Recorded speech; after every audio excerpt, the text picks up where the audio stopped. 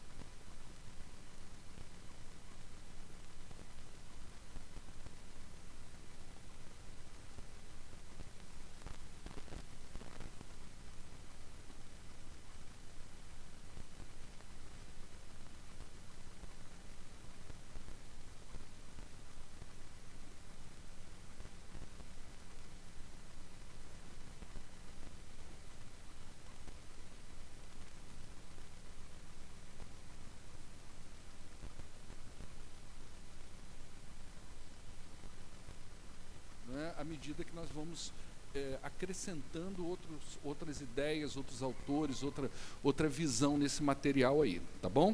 A razão de se estudar isso é muito simples, não é? O nosso Deus é Deus de disciplina, o nosso Deus é Deus de santidade. Então, se você pensar, por exemplo, na primeira experiência de disciplina na Bíblia, vamos chamar assim, não é? Nós vamos ver que no primeiro momento em que o primeiro casal já teve uma ruptura com a obediência ao Senhor, eles foram imediatamente desligados da igreja do Éden.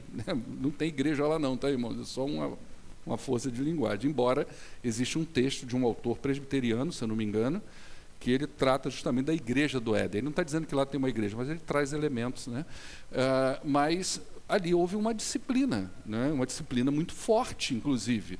Houve um desligamento dessa igreja, né?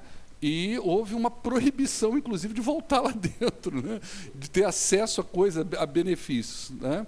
Então a gente vê que o nosso Deus é um Deus de disciplina, e a gente vê ao longo, tanto do Antigo quanto do Velho Testamento, que nós temos textos muito fortes que mostram Deus falando, olha, existe um limite para as coisas, né? Não é do jeito que a gente pensa que é, não é do jeito que o pecador pensa que é. Então, a igreja é a igreja da graça, é a igreja da misericórdia de Deus. Deus é amor, mas essas coisas encontram seus limites, e esses limites, eles são importantíssimos quando o assunto diz do que é uma igreja e a igreja de Cristo, principalmente em tempos como hoje, em que nós estamos numa banalização muito grande, as pessoas estão perdendo completamente o referencial. Então, elas se comportam dentro da igreja, elas se portam dentro da comunidade cristã do jeito que elas entendem que deve ser, e não da maneira como a gente vê na Bíblia Sagrada, tá bom? Então, nós vamos ter um texto aí em Romanos capítulo 12, versos 1 e 2, e esse texto, ele diz assim, eu tenho o controle aqui? Tenho, né? Eu tenho aqui, obrigado.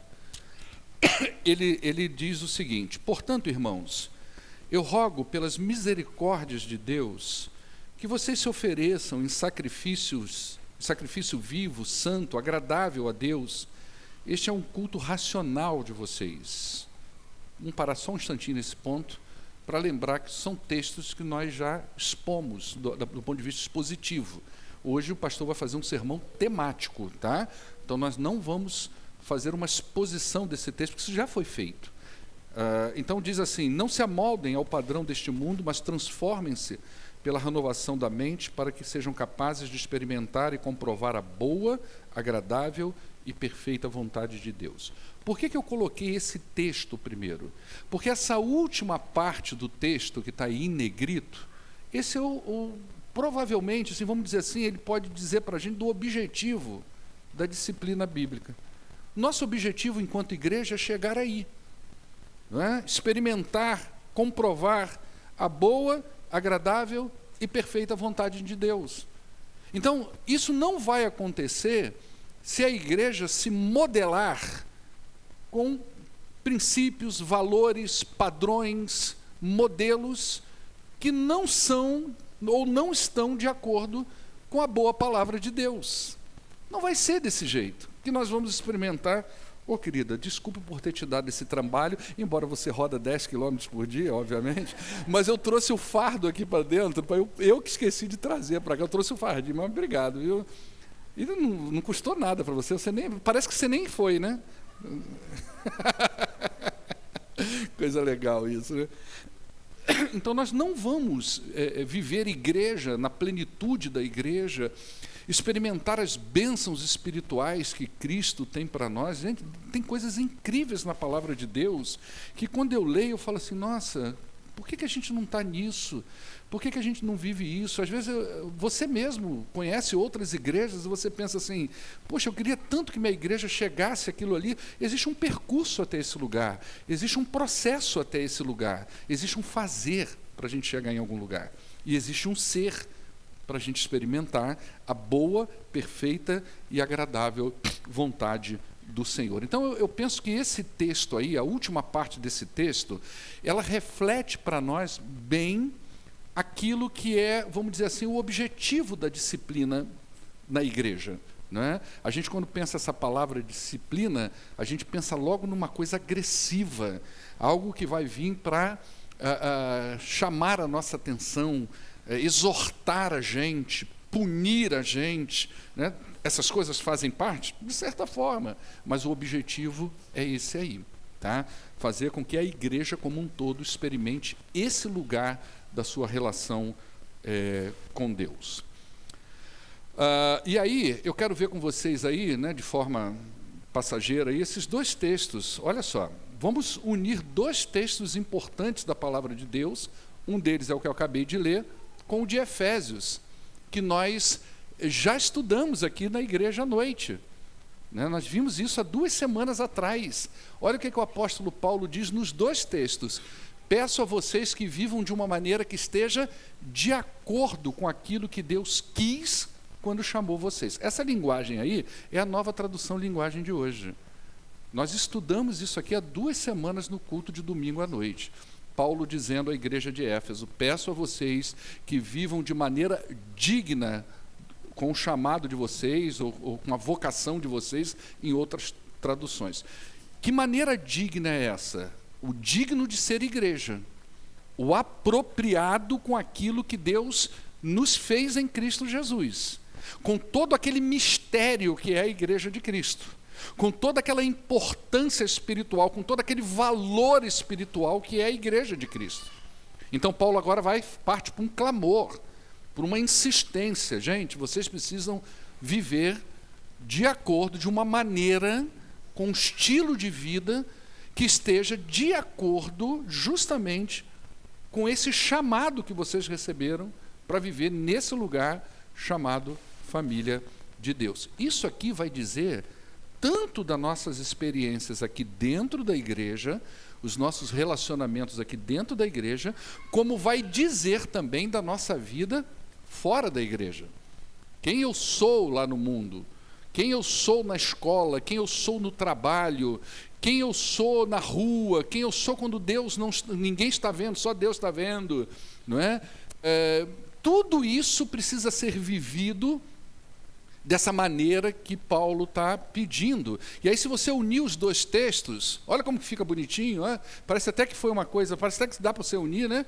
Peço a vocês que vivam de uma maneira que esteja de acordo com o que Deus quis quando chamou vocês, para que sejam capazes de experimentar e comprovar a boa, agradável e perfeita vontade de Deus. Não dá para a gente unir? Não dá para a gente resumir as duas aí, quase, né? Que nesse encontro dessas duas coisas, olha como que isso é bacana, né? E é esse o objetivo da disciplina, nos levar a viver de acordo com o que fomos chamados, para que a gente possa experimentar e viver aí a perfeita e agradável vontade de Deus. O que a disciplina bíblica ela se propõe a fazer? Qual que é, vamos dizer assim, eu não vou falar de objetivo, porque a gente vai falar vários objetivos, mas o propósito. Ela se propõe a fazer o quê? Não é? Restaurar e reconciliar a pessoa. Então, quando a igreja chega a tratar de alguém, seja nos níveis, porque tem níveis a disciplina bíblica, que a gente não vai ver isso aqui hoje, né? Porque você não teria que ter quase que um módulo de estudo bíblico, mas no decorrer do processo a gente vai entender isso, os níveis de disciplina bíblica, quando ela é só exortativa, quando ela vem só aqui do geral do púlpito, ou quando ela chega ao ponto de ser uma coisa cirúrgica, onde você tem que realmente desligar, usando aí uma palavra pesada, mas é a palavra que você encontra normalmente aí na teologia, que é excomungar. Já ouviu essa palavra, excomungar?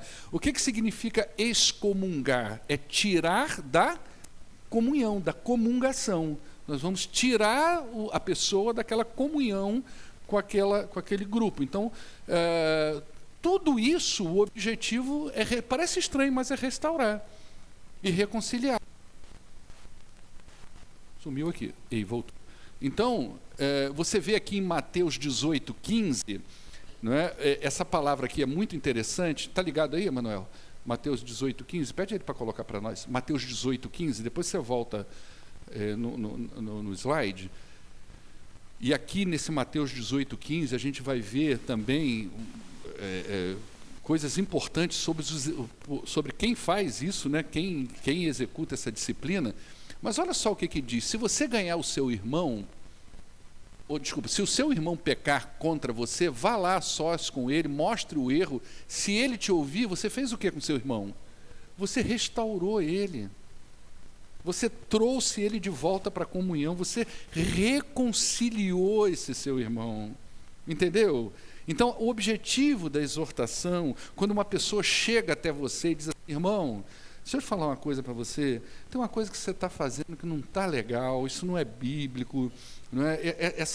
Talvez você tenha que repensar um comportamento, uma fala, um modus operandi, um jeito de se apresentar, talvez alguma coisa que você esteja fazendo ou frequentando, o lugar que você esteja frequentando, não está de acordo com a fé bíblica, né? Tudo isso, o objetivo não é traumatizar você, não é porque a pessoa está querendo raiva, não é isso. O objetivo é ganhar o irmão. Se você ganha, né, você está reconciliando, você está restaurando. Tá certo? Mas segundo o Wayne Grudem, que é um autor que eu trouxe agora para esse estudo, não é? De forma, acho que aqui ele só aparece aqui, a disciplina também se propõe a suprimir, a restringir um pouquinho o avanço do pecado dentro da própria comunidade de Cristo. Porque também, se não houver disciplina, irmãos, vai virar o quê? Uma bagunça. Vai virar uma loucura, cada um vai fazer o que está no seu coração. Lembra de Juízes? Cada um fazia conforme estava no seu coração. Nós estamos estudando aqui a história de Abraão, a gente viu agora quinta-feira, como que era lá em Sodoma e Gomorra.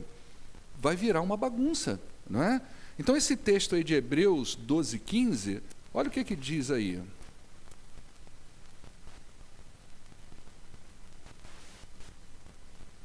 Cuidem que ninguém se exclua da graça de Deus. Ou seja, trabalha, exorta, disciplina, para que não haja essa ruptura. E para que nenhuma raiz de amargura brote no coração e faça o quê? Cause perturbação contaminando as pessoas. É isso que muitas vezes acontece. Você já viu que uma pessoa, quando ela cria a raiz de amargura no coração em relação à igreja ou a pessoas, quase nunca ela sai sozinha? O que ela puder chamar outras pessoas para contaminar o coração, ela vai fazer, porque ela precisa de apoio. É uma maneira dela ver que ela não está sozinha naquilo, de que outras pessoas estão pensando da mesma forma. Então ela fala, e lá naquela igreja, e aquele pastor, e aquela irmã, e aquele não sei o quê, né? E ela vai contaminando o outro, que é uma forma dela justificar o seu próprio pecado. Ela precisa justificar aquilo.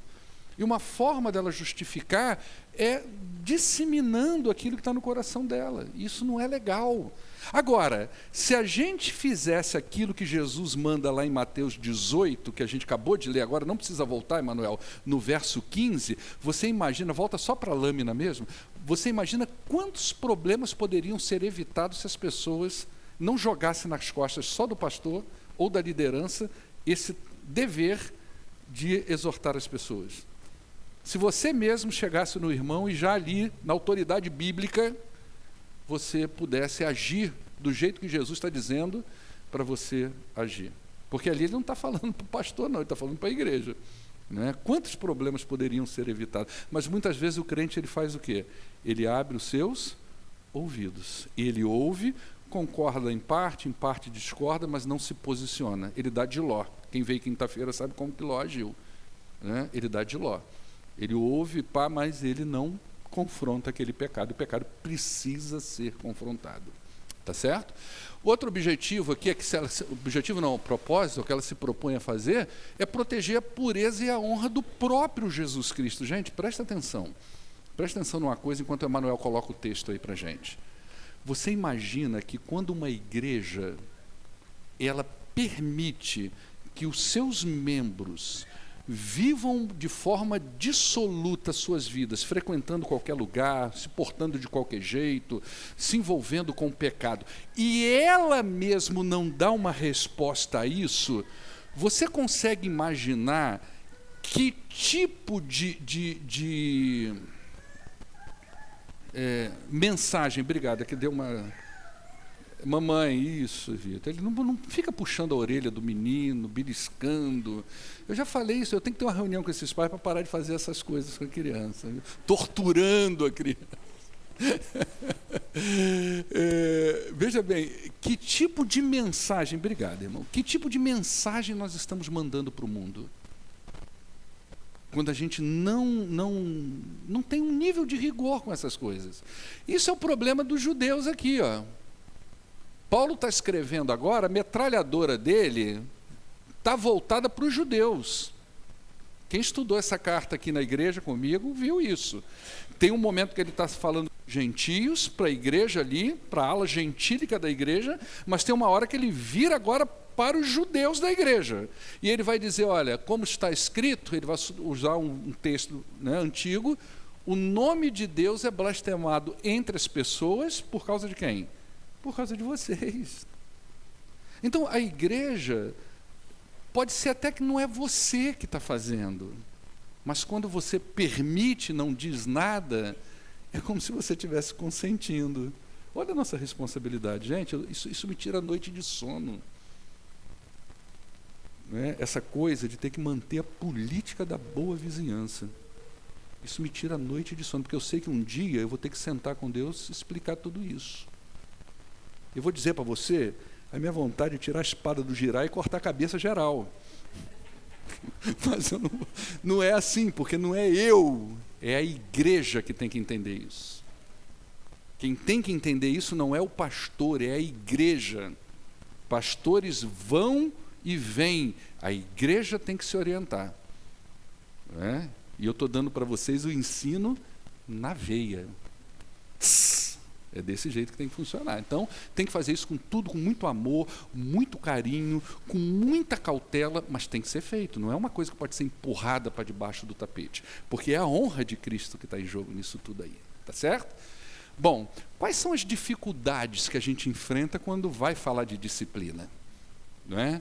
Nós vamos ter o problema de membros da igreja que não são acostumados a serem responsabilizados pelos seus pecados.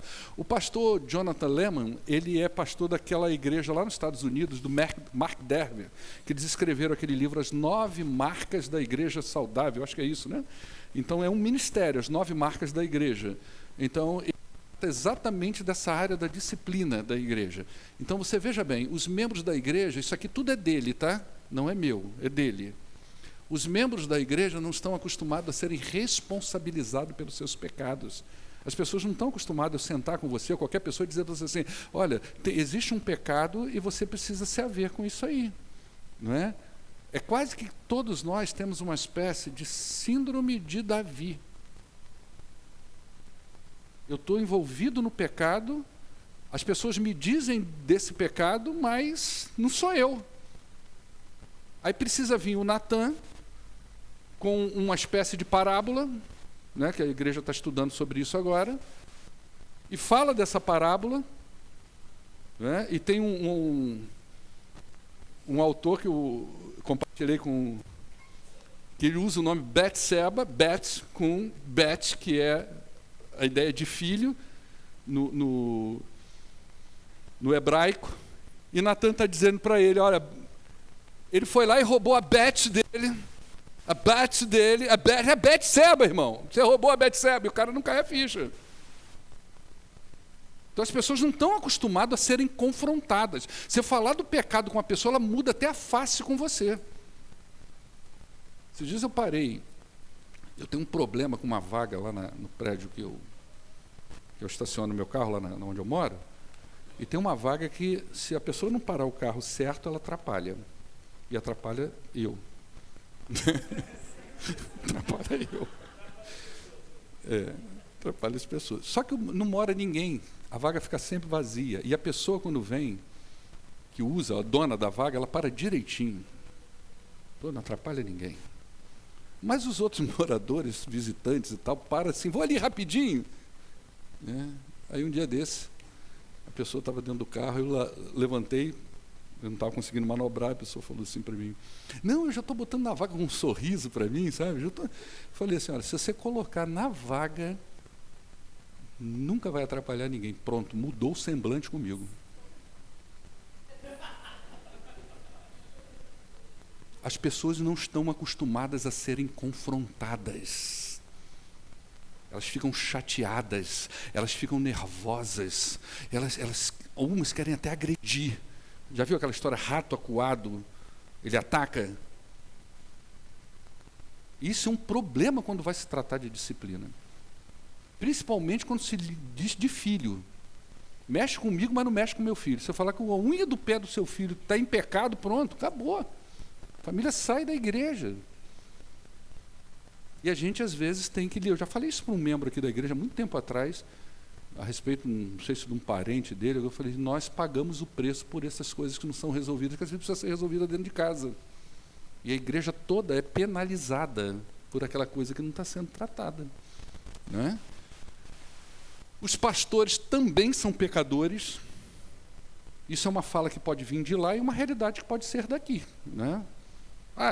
O pastor também é pecador. E aí ele não tem autoridade. Não é verdade? Imagina eu querer exortar seu filho se os meus são iguais ou piores do que o seu.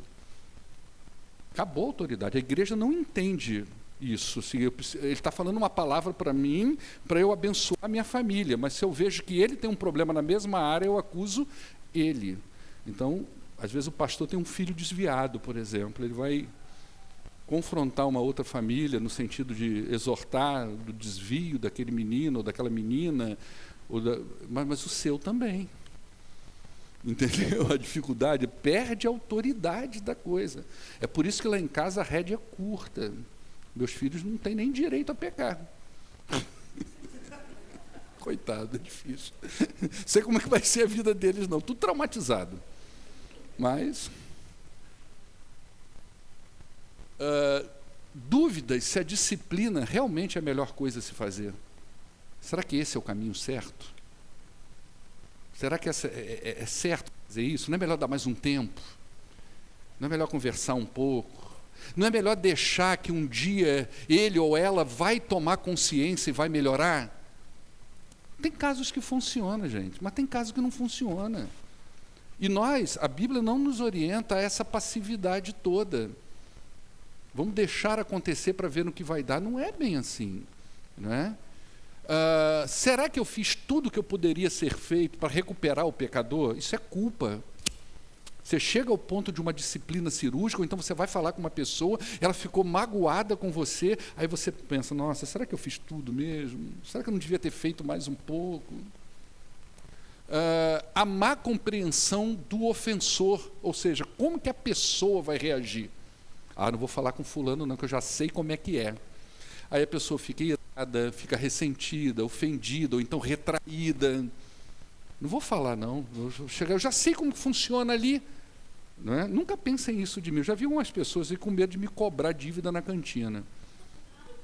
Viu, Dom? Eu não fico ressentido com essas coisas. Pelo contrário, eu sou até de refletir. Será que eu sou realmente um devedor? Eu preciso reparar. Se uma pessoa está chegando para mim, pastor, você tem uma dívida que não paga, eu tenho que rever isso. Né? Então, tem gente que fica ressentida, fica retraída, não compreende, ela não compreende esse lado da coisa. Né? E aí as pessoas ficam, poxa, como é que eu vou? Aí começa, o pastor que tem que ir, pastor que tem que ir, pastor que tem que ir. Tá rindo? Quando chega lá, eu quebro a cara, lá eu fico mal na fita, né? E você fica o bom amigo. Você é o cara legal, a irmã legal, e eu o queimadão.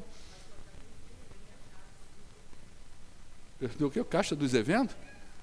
Não tem mais caixa? Por causa de relacionamento? Você vai recuperar depois dessa palestra aqui, entendeu? E outra coisa, aqui em último lugar, o que ele traz? Ninguém quer confronto. Poucos membros de uma igreja estão dispostos a esse tipo de coisa. A gente quer o quê? Paz. A gente quer o nice, mas tem momentos que a gente precisa tratar dessas coisas, tá?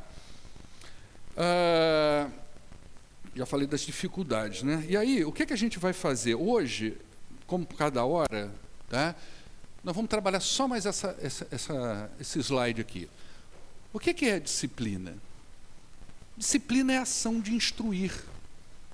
É uma educação. Já viu isso? Você precisa ter disciplina para comer. Você precisa ter disciplina para estudar.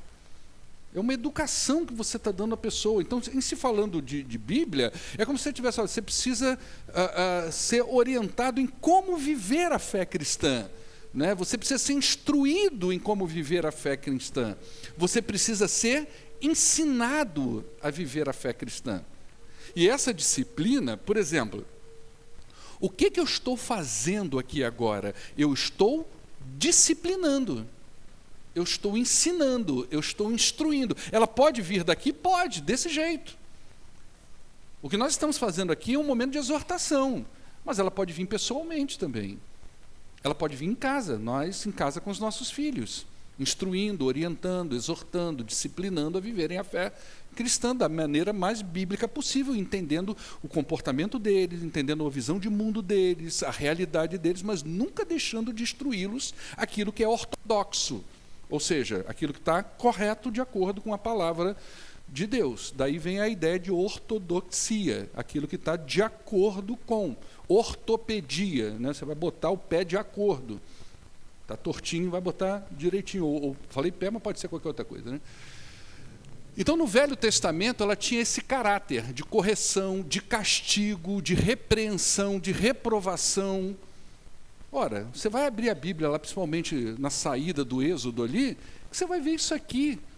Mas o objetivo sempre foi, através disso aqui, preservar a pureza do corpo, restaurar as pessoas, a expectativa de que eles soubessem do castigo, da reprovação, sofressem a repreensão, que isso os fizesse voltar para uma maneira ortodoxa de estar ali com Deus. Nunca foi de simplesmente torrar a pessoa no deserto. É claro que a gente vê na Bíblia que tem gente que é quase que incorrigível. Isso existe. Tem gente que a cabeça é totalmente voltada para uma reta só. É difícil você corrigir aquilo ali. Né? Até que chega um ponto que você não tem jeito, até que você realmente... Você imagina quantos milagres foram feitos naquele deserto e quanta gente, né, morreu ali. Eu ouvi, não sei se eu ouvi isso, se eu li em algum lugar, que o deserto dali, daquela região ali, da saída do Egito, foi o maior cemitério a céu aberto, foi aquilo ali, da história da humanidade. O maior cemitério a céu aberto foi aquilo ali. Então tem gente que não vai, não adianta. Você pode estar com a pessoa, você pode conversar, pode orar, mas não vai. A gente vai ter que lidar com isso. Né? E no Novo Testamento, a ideia ela já começa a ter, não sai o castigo, não sai a punição, mas você já começa a ver uma questão de treinamento, de correção, com um objetivo, com um propósito. Qual que é? O crescimento da pessoa, para que ela chegue àquele lugar de experimentar a boa, agradável e perfeita vontade de Deus para a vida dela e para a igreja como um todo. Como é que a gente conclui essa primeira parte aqui, gente? É importante que você entenda o seguinte, tá? Eu vou fazer o seguinte, eu vou concluir com o último slide, que provavelmente eu devo terminar ele semana que vem, que era um bloco só para hoje, mas a hora não vai nos permitir. Eu vou terminar ele aqui, ó, quer ver? Emanuel, tu consegue ir direto lá para o último? Que aí depois eu controlo aqui, senão eu vou ter que ir passando um monte. Isso. Quem é que deve fazer isso? Tudo que a gente está falando aqui, que a gente vai falar. Meus irmãos, diz Paulo aos Gálatas, se alguém for apanhado em alguma falta, vocês, que são espirituais, olha aí, ó, vocês, essa carta é escrita aos Gálatas, correto? Quem são os espirituais de Gálatas? Qual o texto mais conhecido de Gálatas que fala sobre coisas espirituais? Lembram dos dons do Espírito? Vocês que são espirituais devem ajudar essa pessoa a se corrigir, mas façam isso com humildade, tenham cuidado para que vocês não sejam também tentados, ajudem uns aos outros, e assim vocês estarão obedecendo à lei de Cristo. Presta atenção, de quem que é o dever de disciplinar a igreja? De quem que é o dever? Tenha coragem de falar, de quem que é? É seu. É meu, mas é seu também. E quando você não faz, você está incorrendo em qual problema? Em qual pecado? O pecado da omissão. Negligência.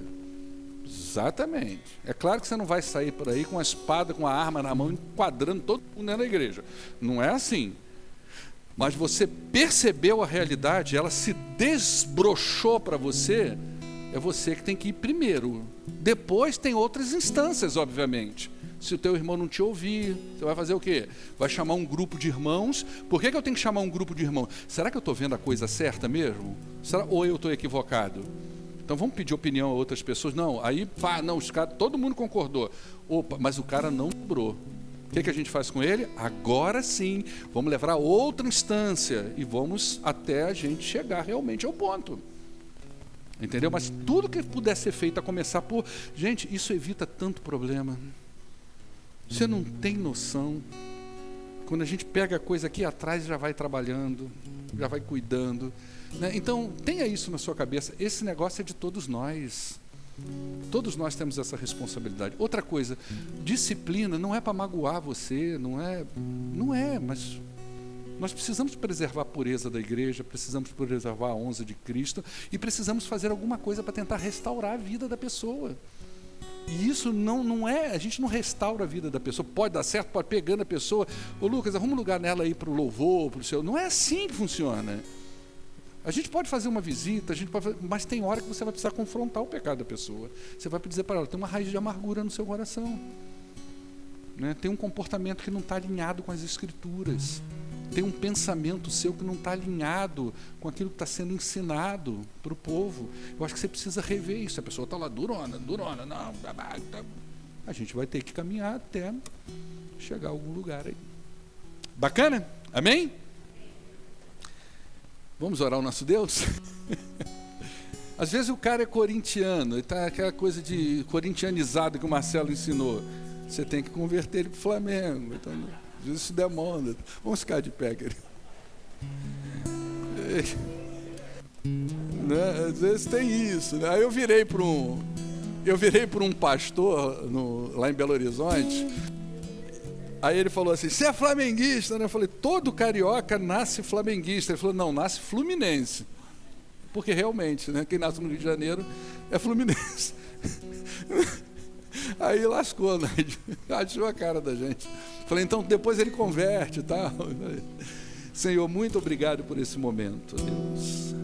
Eu peço que essas palavras, ó Pai, que às vezes são palavras às vezes duras, né? Elas sejam interpretadas ou reinterpretadas pelo Teu Espírito de acordo com a Tua vontade aos crentes que aqui estão, porque nós queremos aquilo que está dito lá em Romanos, experimentar boa e agradável e perfeita vontade do Senhor.